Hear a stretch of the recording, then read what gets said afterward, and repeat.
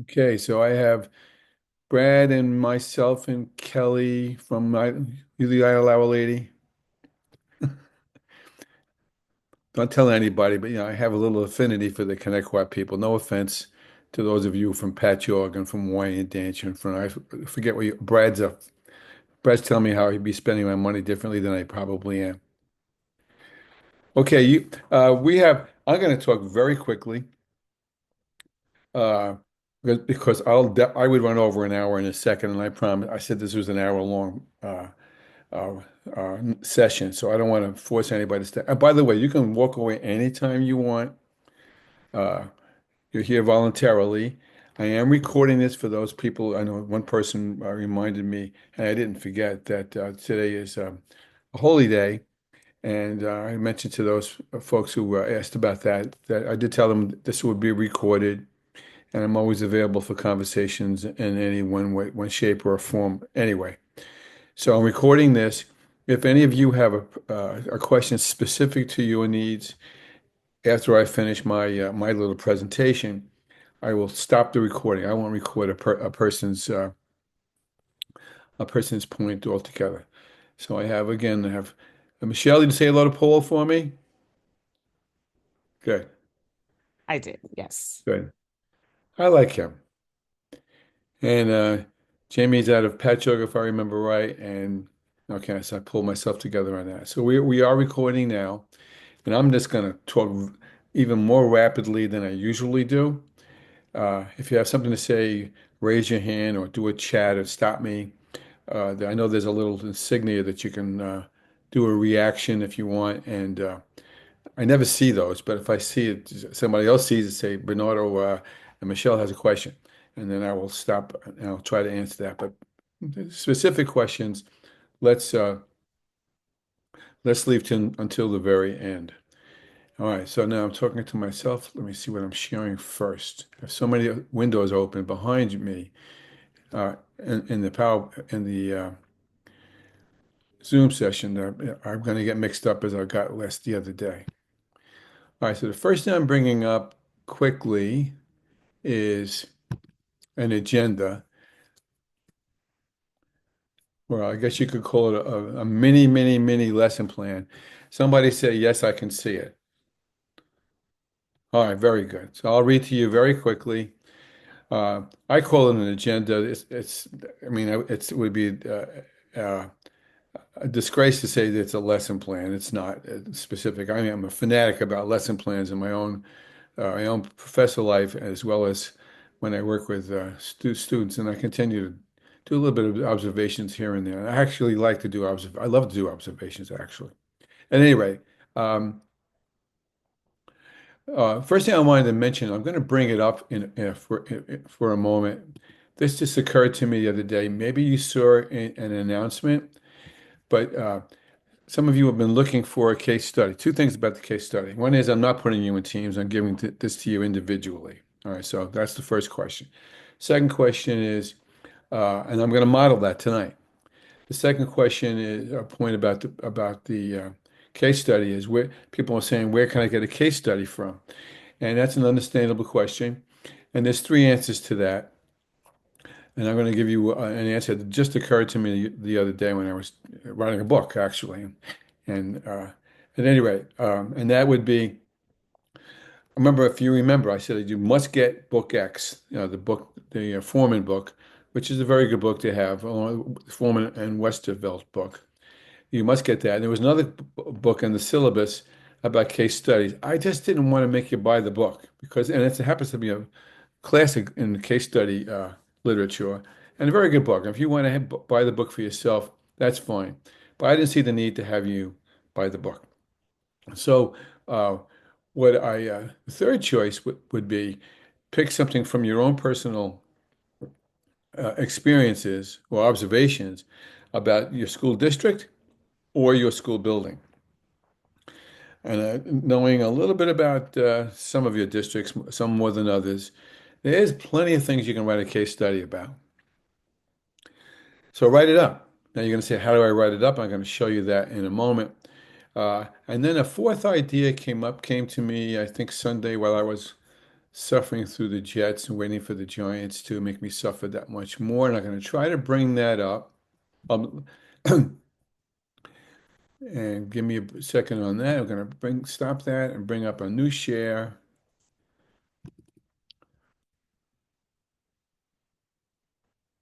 Here we go. And the answer is, if you haven't heard of ChatGPT, you know that ChatGPT exists. I'm I am I'm sort of a Luddite, Luddite, and maybe Michelle teaches about Luddites in her AP classes, but for most people don't know what the word means. Luddites were people from I think from this Industrial Revolution in England who objected strongly to the Industrial Revolution and all things technological in the 1800s, seeing how they would lose their jobs and so forth. Something of a Luddite with it, with as far as artificial intelligence. Though I have to tell you, I'm writing a book about artificial intelligence from supporting it, but from a different point of view than most people would uh, want to know about today. So the bottom line is, I'm a little bit of a Luddite about artificial intelligence, but I don't see why we can't use it, why you can't use it to make your life that much more simple. And so I'm going to demonstrate this in maybe 5 minutes. I'm not going to spend a lot of time on this, but I just want to show you that you can use AI to create your own case study. Here's an example. Only because Kelly catches my eye, and Kelly is an Idle Connect person. So here's something that you don't have to do this, Kelly, or any of you, and those people who are watching this later when I post the recording. But watch this. I can say to Mr. ChatGPT, scan all achievement data about the Idle Hour School in Connecticut, Long Island.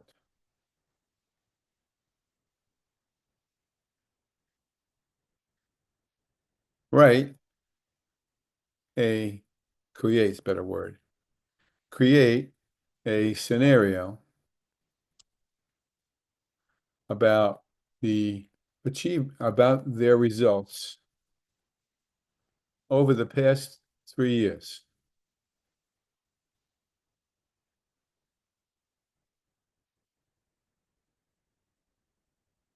Point out three positive and three negative issues or themes you see, you may see. I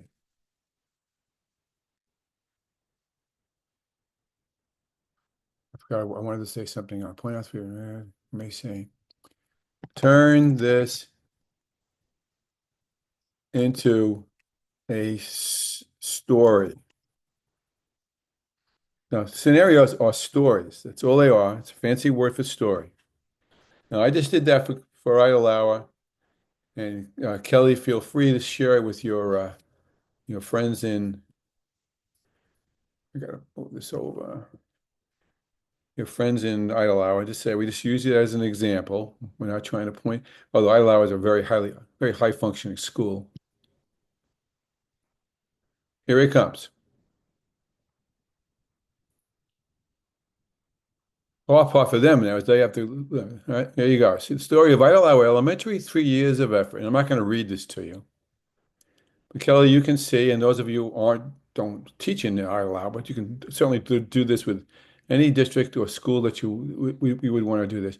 It's looked at the data, it's scanned it for 3 years, three positive themes: math, strength, consistency, stability, performance above district benchmarks, slow gains in reading growth.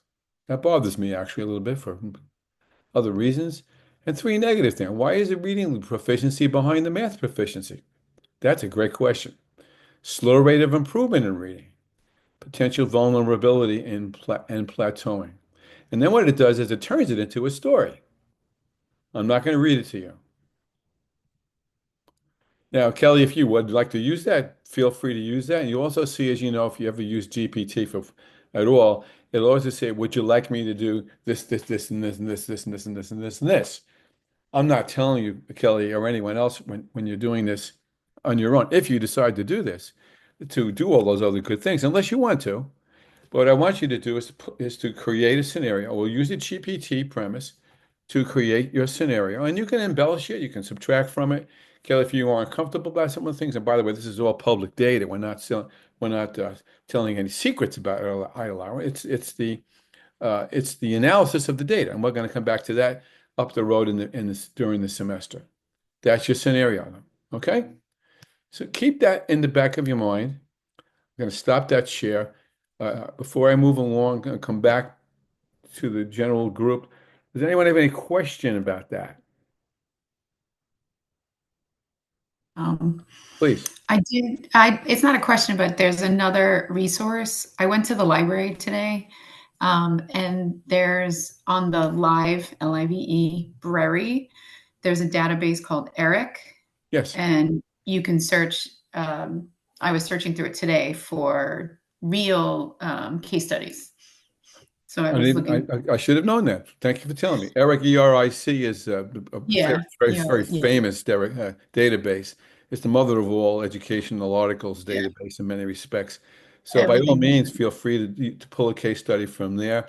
Another one to use, I mentioned it to a student the other day, is Google Scholar.com.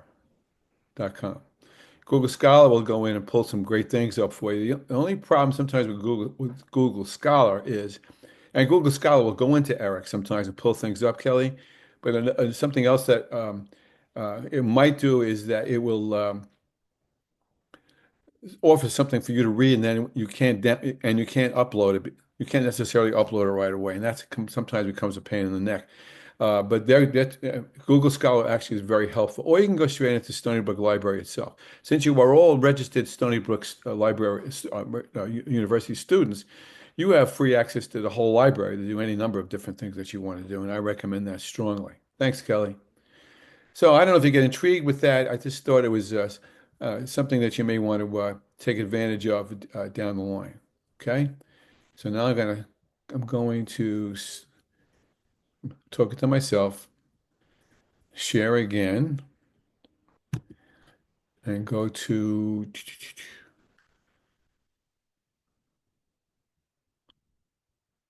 let me go back to see what in case I forget anything. All right, here we go. Now I'm praying that you can see this. You have this link a couple of times. I'm using this link for a couple of reasons. I hope that many of you have already watched the link. It's very brief. And this is about something we call learning. It doesn't hit you in the face, but it's about something that we call learning organization. Now, it's a dangerous term for those of you who are here and for those of you who are watching this video at a later time. Learning organization is a very dangerous term because learning organization sounds like it's about schools, and it's not specifically about schools. It's about organizations. And with Peter Senge, and I mentioned him in last week's first meeting, which by the way, I enjoyed very much, is that wrote a book called The Fifth Discipline. Pretty old book nowadays, but it's still a very powerful book to use in organizational culture uh, activities. It's just the godfather of many of those, or godmother, if you want to use that term.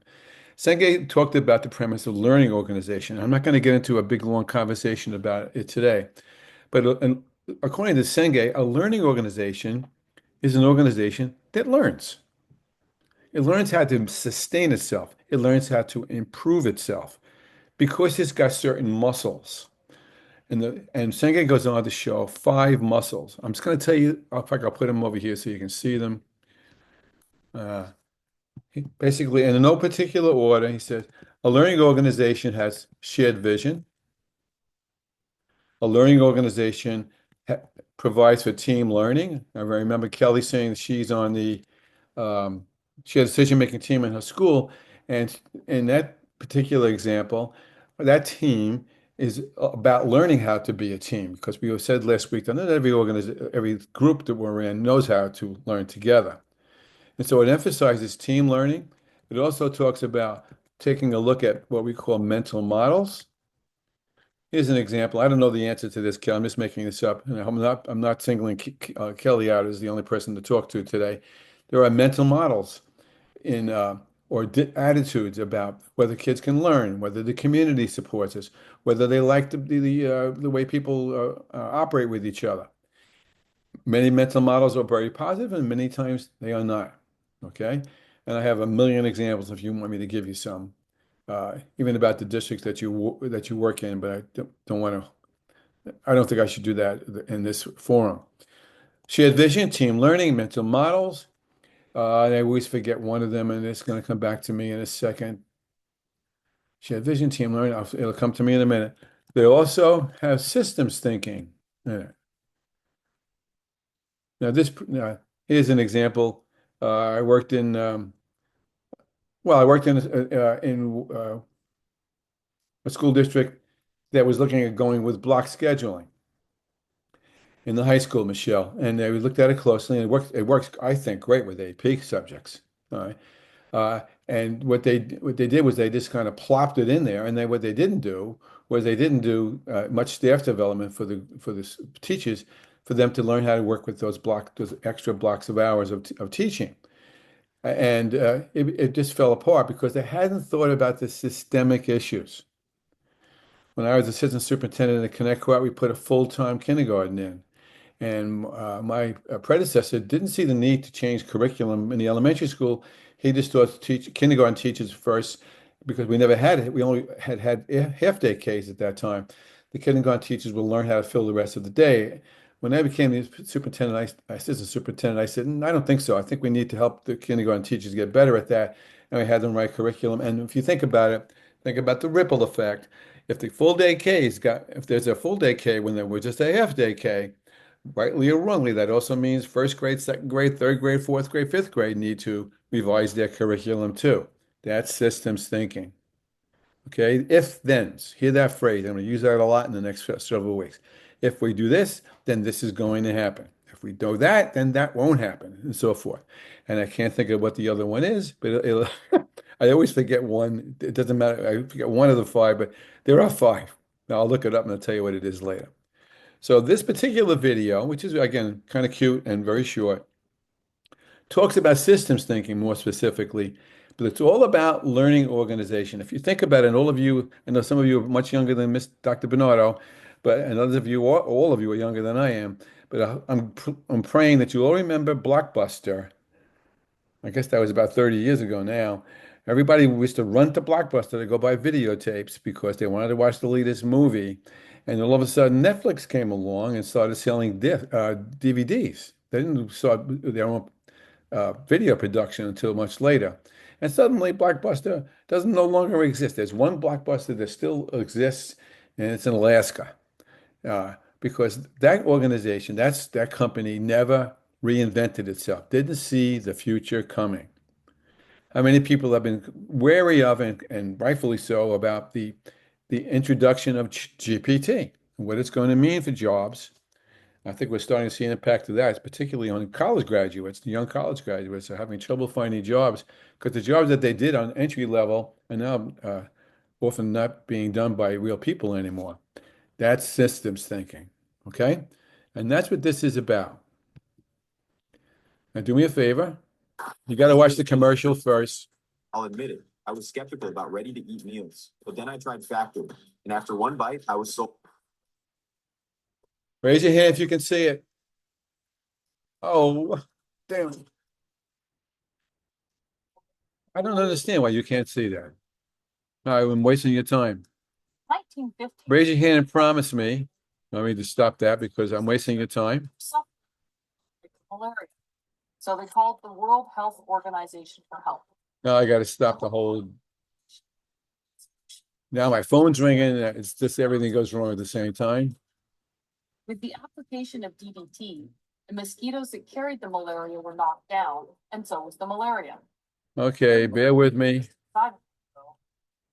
The first was that the roofs of people's houses began to collapse on their heads. Turns out the DDT not only killed off the malaria-carrying mosquitoes. All right, I'm stopping that because you're wasting your time. All right, I can't see any of you right now. which makes me nervous too. Where are you? There you are. Okay. Boy Scout promise, Girl Scout promise. Just promise me you'll watch it because it's good. All right. And we'll take it from there. How many of you have watched it already? Oh, see that? I wasted your time anyway, so that's all good. All right, so that's an example of systems thinking, and we'll go on to the next premise. I think I'll stop here for a moment. No, I won't. I'm gonna go on to my agenda again.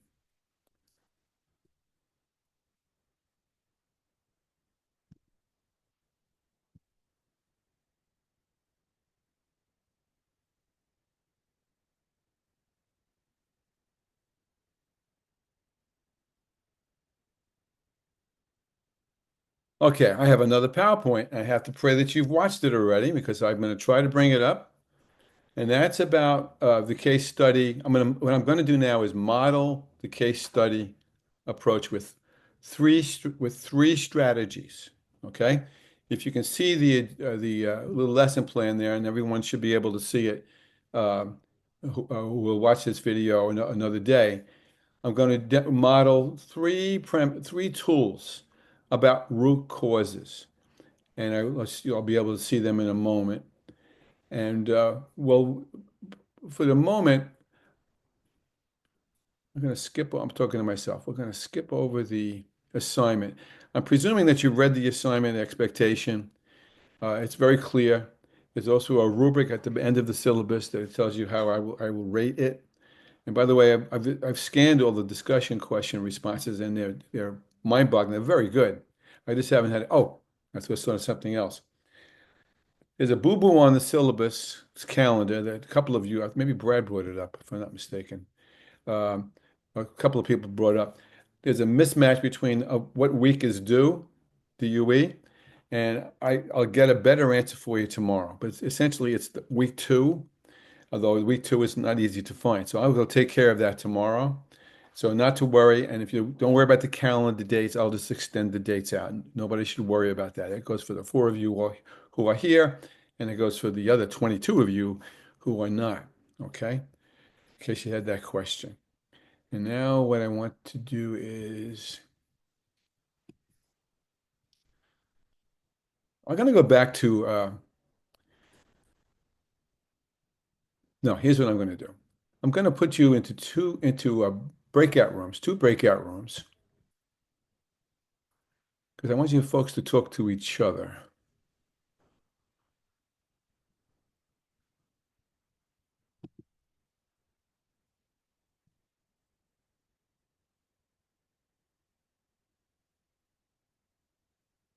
I'm going to put you into 2 breakout rooms, just 4 of you, and talk to each other for a few minutes to make sure you have your act together with what the case study asks for.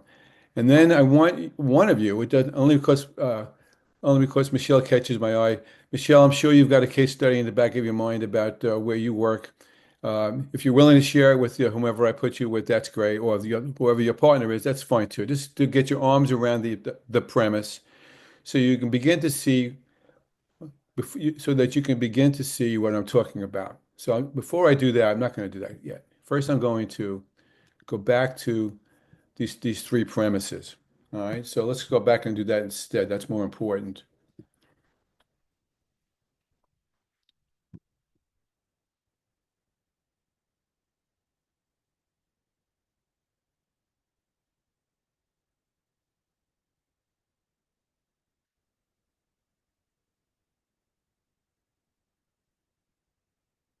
That's not there. You do it here.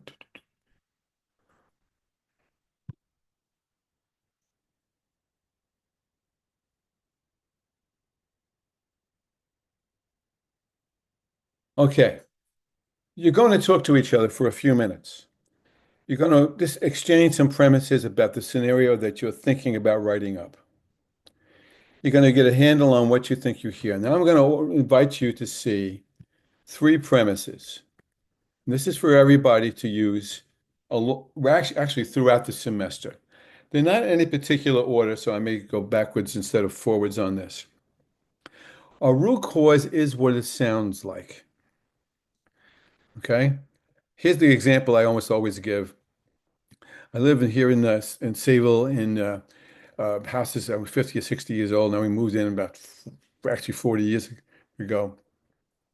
And I had three daughters at the time. I still have three daughters, but they were all married and out and about. And when they were all teenagers, I had this curious problem in the house. And the curious problem was that and it's a homely thing to talk about. My cesspool kept overflowing all the time. And then I have the cesspool guy come and he clean out the cesspool and he would say, "Why is your cesspool overflowing?" And I would say, "I have no idea because I have no mechanical skills whatsoever. Someplace in my house there's a screwdriver. I don't even know where the screwdriver is." So it turned out that we started to play around with this and we found that I only had one bathroom at the time. And now I have two, and I feel like a rich man because I have two bathrooms, and there's only two of us left in the house at this point. And the toilet kept running. It never could quite shut itself off, and so the water was running, into the cesspool and overflowing the cesspool periodically.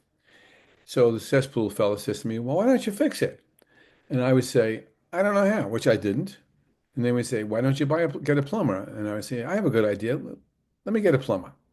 But it took me a couple of years to do that because I'm just the way I am. Now, who's got the nerve to tell me what the root cause of that cesspool overflowing was? You won't hurt my feelings. Kelly? Yeah, you're the root cause because you wouldn't get it fixed. Because I was just, one of two possibilities. Lazy or ignorant was probably one of them. Probably more lazy than ignorant. So when I finally figured out that I had to just go pay a plumber to do it, sometimes couldn't afford a plumber in those days, as a matter of fact. But that's the root cause. Most of you may remember when we had the great economic collapse at the end of George W. Bush's term. Brad, you can remember that because you're the finance guy here. And the stock market crashed. Everything went really south very quickly, and it was a pretty serious time. And if you watch television at all on the newscasts, you would hear, "What's wrong? What is the root cause?" And basically, they came down to what the root cause was. The banks had been irresponsibly giving out mortgages to anybody who walked or crawled across the landscape, and people weren't paying off their loans. I don't know if that's the only root cause, but that's clearly was a root cause. A root cause is what it sounds like. It's a fundamental, uncovered, often uncovered collection of reasons, plural. There's almost always more than one root cause. My wife was watching MSNBC before we got on, and they had a replay of Rachel Maddow interviewing um, the person who ran for president as a Democrat. I have a face right in front of me.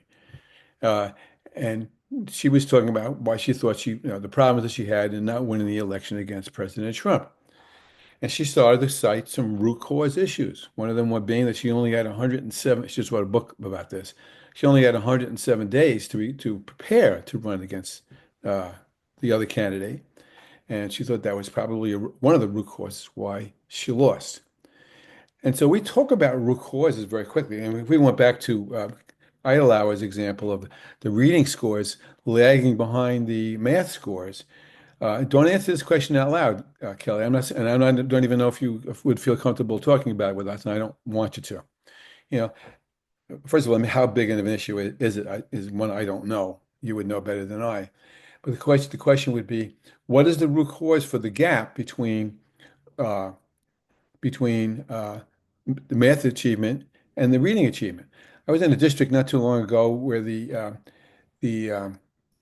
that was cited by the state for the gap between uh, kids in poverty and African American boys in this particular district.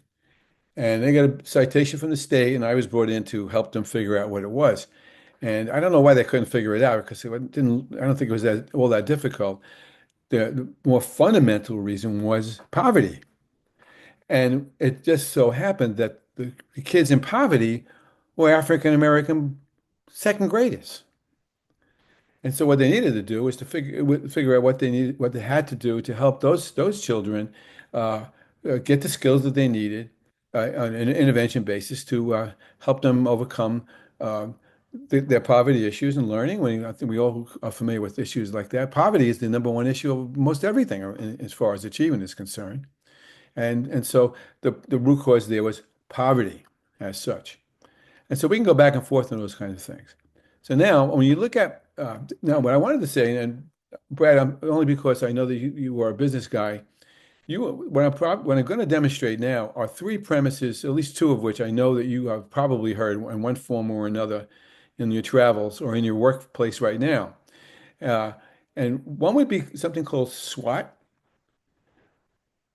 I know we did. I did that in Wyandanch, Michelle, about 1,000 times. Uh, and what are the strengths? What are the weaknesses? What are the opportunities for change? And what are the threats that may exist in a school that affects children's performance, that it may affect attendance rates, that may affect gaps in learning among subgroups? What are the strengths in that building? What are the weaknesses? By the way, these aren't hard facts, by the way. These are things that have to be proved with data in a real action study. What are the threats if you permit the weaknesses to continue? But more importantly, what are the opportunities to change this? Can you use the strengths to overcome the weaknesses? Many times you can. And this is a business device strategy, analytical strategy. It's been used in a million different places at school districts all around the world, most likely, and certainly in the United States. So this is not any secret holy grail success premise, but it's a strategy that all school leaders, district level, department level, or school level, really need to be routinely using with their children, with their stakeholders. And you have to be courageous sometimes when you do it, because things come up that make people very uncomfortable, and they have to be dealt with in an equanimous, academic, objective way in order to make it work right. And people will be untrustful of each other sometimes too when they do it. But it's a terrific strategy to get off the ground. It's also a terrific strategy if when people began to realize, and I didn't make this phrase up. This phrase comes from I forgot the name of the author. It'll come back to me in a minute. What you know, what you don't know, and what you don't know that you don't know. Those are the dangerous things. Those are the things you need to go get more data about. I was in one where I did one, and the kid and the teacher, our teacher said, "Well, the kids here don't want to learn." Everybody kind of got green on that one, and we just kind of waited. And someone said, "Well, how do you know that?" And she said, "Well, yeah, I can see how the kids behave, and they go to sleep. They don't come to my class, and all those other good things." So nobody hit the lady over the head. They just kind of waited, and they began to use what they call a reflective, empathic thinking in their team learning approaches, Kelly, to help people discern what those things were about. And they began to realize, and she retracted it. She said, "I don't have any data to show the kids don't want to learn. I have no way to show that. I just felt it, but feeling it and stating it as fact is not what we permit to happen. And when you do these kinds of analyses, you just can't let that go." Okay. Now the second piece is one I want you to try when I put you into these breakout rooms for a minute. Even if you just play around with it. There's only four of you. You should move through it kind of quickly. It's called the 5 Whys. This is a Japanese. I may have mentioned it the other night. It's called the 5 Whys, WHY, and it's about the premise that if you ask a smart why question 5 times, you'll get to the root cause. And by George, it is pretty effective. Or causes, by the way. More likely causes rather than one root cause. I'm going to model one very quickly. I use this a million times. I used it in a couple of my books. And actually, it's very personal for me. When I was an elementary school principal, I had a teacher, who was a lovely lady, but the minute anything went wrong with a student. She'd marched the student into my office, and basically she wanted me to yell at the kids. And I was a yeller sometimes, but I tried very hard not to do that, especially with first graders. And I said to, she says, "Oh, Johnny's late again. He's late every day, Dr. Bernardo. I don't know. Could you please talk to him?" So I sat Johnny down. I said, "Johnny, so why were you late?" And Johnny, was very resistant. He didn't like coming to see me in the first place, and now he was getting asked questions. And I wasn't grilling him like a district attorney. I just was just trying to get him to answer my question. "Why were you late, Johnny?" The alarm clock didn't go off. I slept late. "Well, why did you sleep late?" "I was up late last night." "Well, why were you up late? That's two whys. Why were you up late last night?" "I don't know." "Why don't you know?" "Well, I don't want to tell you." So I said, "Well, why don't you want to tell me?" And he still wouldn't tell me what was going on. He says, "My parents forgot to set my alarm clock." So I said, "Well, why did you expect your parents to set your clock for you? Why didn't they set it for you?" Fifth why. They were having another fight.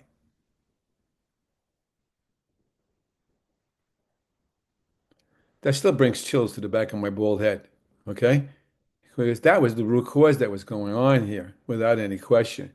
And we kind of suspected there was some family issues there, and we got involved with it. And I can't say that suddenly we miraculously turned him around, but we certainly recognized that the emotional strife in the house was holding this little boy back. Now, if you do this tonight over dinner, okay, I dare you. I dare you. Do a 5 why with somebody as you're eating your meatloaf, all right? And somebody will throw the meatloaf at you because it's a very uncomfortable thing to do.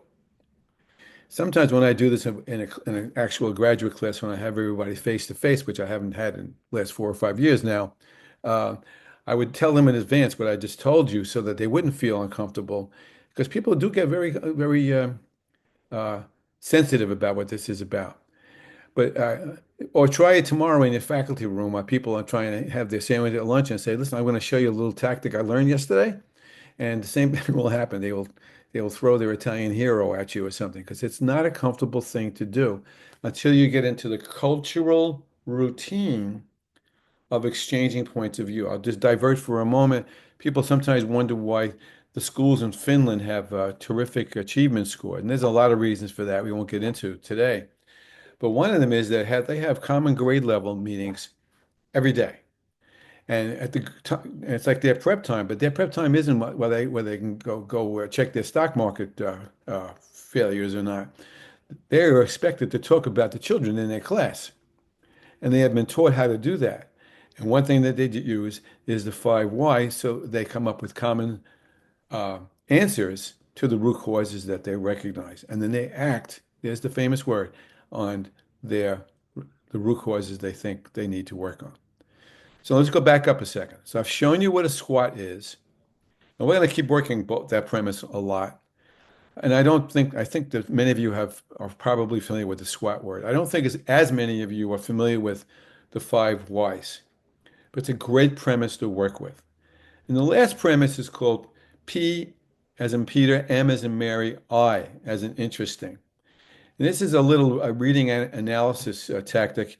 You could use this when you assign readings to a class, and once they get used to it, they'll do it. And this is something I took from a learning theorist many moons ago, and I just took it and used it in organizational improvement structures instead, and it works really well. Essentially, you say, so what's the plus about this scenario? And by the way, that GPT scenario I gave you the pluses, all right? What's the minus? And those things are pretty, usually fairly easy to harden up. The I is what's interesting. The I stands for what's interesting. What would be interesting to know about that gap between math and reading in that school? I have some ideas about that. I think you'll probably, any of you who work elementary probably already do too. What would be interesting? What else do I need to know? I wonder if we tried XYZ. That's the interesting one.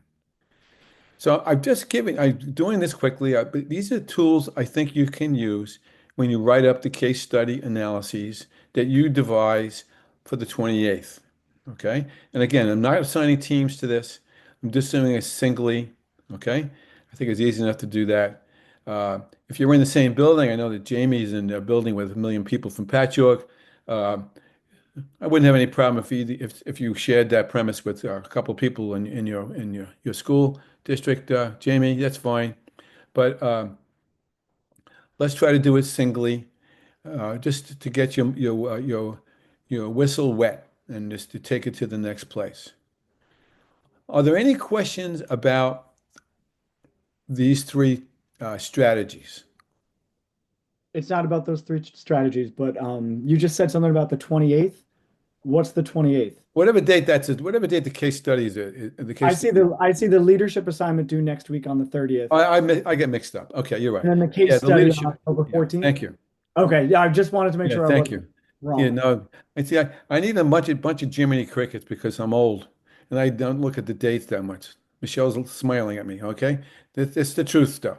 So, the leadership assignment doesn't need any explanation. Just pick somebody, pick someone and decide what to go do. I'll help you with that next week, actually. Yeah, can I do that next week? It's too late. I'll put a video out about that. But thanks for reminding me, Brad. Appreciate that, actually. This is for the case study assignment that's up due a couple of weeks after that, I think. Okay, questions, comments, criticisms about those three tactics. Oh, mine's not about the tactics, but it says that we have to do like a peer review of our case study. Nah, don't worry about it. Just Don't do that? Okay. don't worry about it. I'll change that Okay. up. Yeah, the truth of the matter is this syllabus was given to me, and I think if you remember, I reserved the right to change things, and I'm changing things as I move along because I can see some of you breaking out in rashes about things that are not worth breaking out in rashes about. I'll give you my own set of rashes when we need to. Okay, Kelly. Can I say just one more thing? The PMI, my social studies teacher in 8th grade made us do PMIs on our DBQs and things like that. And I still use that to this day for like big decisions I'm going to make. I'm always like, what's the plus? What's the minus? What's the interesting point? So it was just like, it brought back like a swirl of like memories from 30 I'm years smiling. ago. I've been teaching this in graduate classes for a very, very long time. And I used to use it when I was a principal. And that's the first time I've ever heard anybody say that they saw a PMI before. I wonder if it's the same. Where'd you go to school? Connecticut? West Babylon. West Babylon? I may have done it in West Babylon too, actually. A good friend of mine was a superintendent there. But anyway, yeah, PMI is an old tactic. The man's name who developed it was De Bono, Debono, but that you don't need, not like Sonny and Cher, but De Bono. And it's another conversation. Thanks, Kelly. All right, going to put you in Teams for just a minute. What time is it? It's already 5:48. I can't stand how we go so fast around here. All right, breakout rooms, breakout rooms. You ready? Going to get a whole 5 minutes to do this.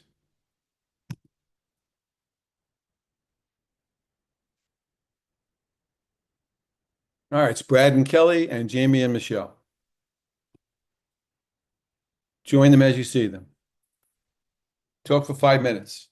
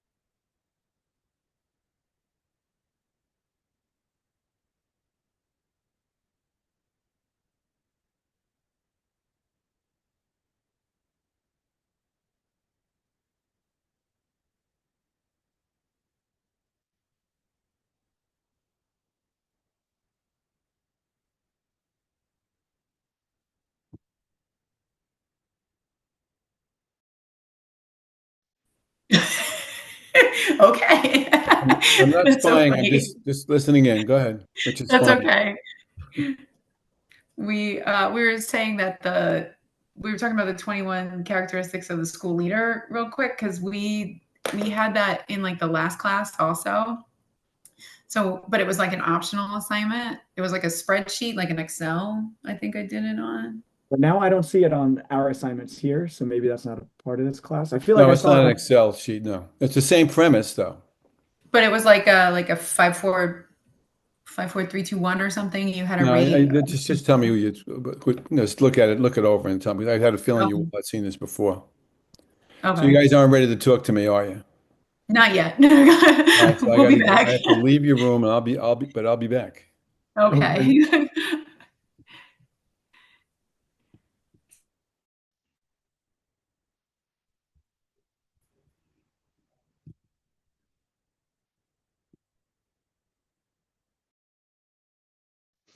So that would be great for me. And I was thinking like even this SWOT and the PMI, because when we have our CPT, we have CPTs every day. And I was like, wow, this is something I can definitely use to get people interested and more buy-in into our meetings. Because Yeah. I'm like leading these meetings and it's like, I was like, okay, wow, this was great to get this notes and this information right here to use then. Michelle, I have the mother of all GPT activities planned for the, maybe the October meet, the big regular meeting that is Yes. going to make you cry. No one, this is totally unique that I'm going to demonstrate, that I'm going to demonstrate with a colleague in Florida in January.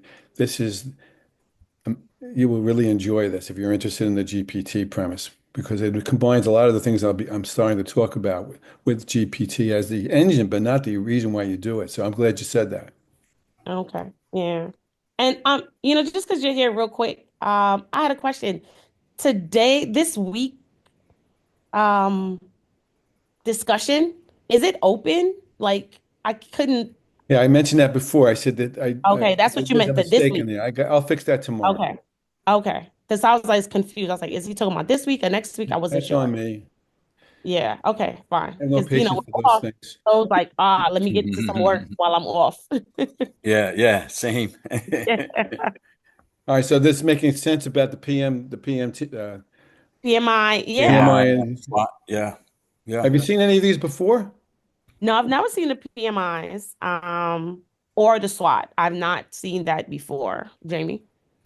No, I've seen something different when we're analyzing data. It's like the what if, so what, like that kind of where it's like we just try to analyze similar to where we're focusing on, like, for example, take the SWOT: strengths, then weaknesses, then obstacles and threats. This is kind of like when you're analyzing the data, just what you see, like no analysis, just straight up what you see. And then you do that for 5 minutes in a group.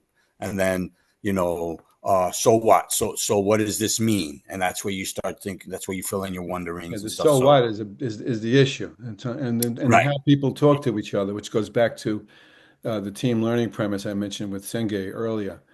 Okay, I'm going to come out. I'm going to bring this all back. I just wanted Okay. to get you folks started, and stay tuned about the GPT thing. Play around with it. You'll be surprised what you can get out of that. Definitely. I've Oh no, yeah. thought about it, or possibly using one of the case studies from the book that we have, like from the class before this was a book of just like case studies, the ones that we didn't discuss or go over. That's fine. Go into one of those and analyzing one of those case studies. That's fine. Either way. All right, Yeah. I'm out. Alrighty. Right.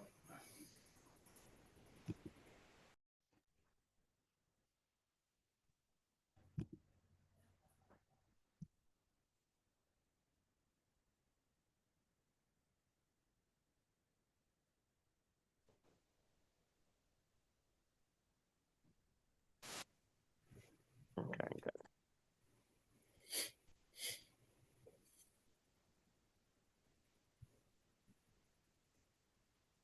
I can't wait to show it to you, Michelle. In fact, I'll Okay. even demonstrate it to you guys at Wine Dance if Paul invites me. Okay. Okay. I'll tell him. I'll tell him. He's probably tired of seeing me, but I would happy to do that. I loved it. You know who was my best one of my best friends and one of my best students ever. I don't know if you were there when she was there was Gina Talbert. Oh, yes, yes. Dr. Tower. Yes, yes. I was there. She left 2 years ago. She's now in Yeah, in Amityville. Amityville. She's a good lady. I had her as Yes. she was my mentee at St. John's for her doctorate, and she did a Oh, powerful dissertation. yes. And we're back. We're all back. Okay. We're all back. Okay, I didn't see a whole lot of gas going on, but it was just a 5 minute thing. I just wanted to see where you were coming from on that.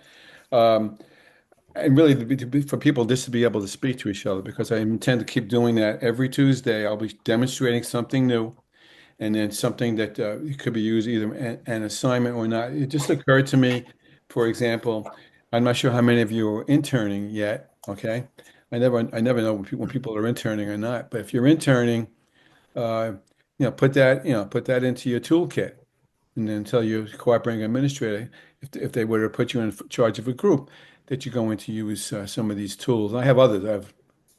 They're in the books I wrote, Brad, but I have plenty of other cards you can play if you want to take a look at some of those things, and they'd be very helpful. Okay, questions, comments, criticisms. Okay, I need Well, to say, Brad and I had a quick question about do you like picking or developing like a case study? Do you want like data, like more data driven? yes, I Like that prefer one? that. Okay. Yeah. Okay. But if you, That's let's what say we for argument's sake, and I don't know that, I'm just making this up off the top of my bald head, Kelly. Let's, Mhm. this is science fiction. Suppose Right. you had a morale problem in the building, Mhm. okay? And that's not Okay. about data, that's not about achievement necessarily, Okay. okay? Go with it. Go with it. Okay.